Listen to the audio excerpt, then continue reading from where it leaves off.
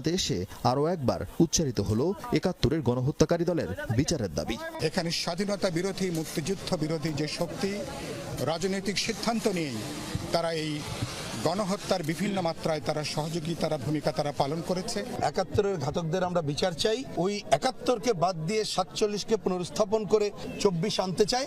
আমার ধারণা তারা ইতিহাসের আস্থা করে নিক্ষিপ্ত হবে। স্বাধীনতা বিরোধী যে শক্তি তারা যদি ক্ষমা না চায়, দুঃখ প্রকাশ না করে, ভুল স্বীকার না করে, তাদেরও বাংলাদেশের মাটিতে রাজনীতি করার কোনো অধিকার নাই বলে আমরা মনে করি।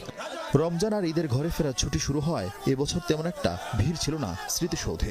দেখা যায়নি আওয়ামী লীগ ও তার ঘনিষ্ঠ কোনো রাজনৈতিক দলকে। যে আত্মত্যাগে এই স্বাধীনতা, সেই মুক্তিযুদ্ধ চেতনাকে ধারণ করে আগামী বাংলাদেশ হবে অসাম্প্রদায়িক, সাম্য, মানবিকার, গণতান্ত্রিক এমন স্বপ্নের বাস্তবায়ন দেখতে চায় সাধারণ মানুষ।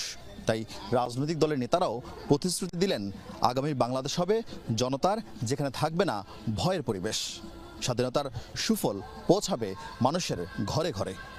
আরিফিন শাকিল, যমুনা নিউজ, ঢাকা।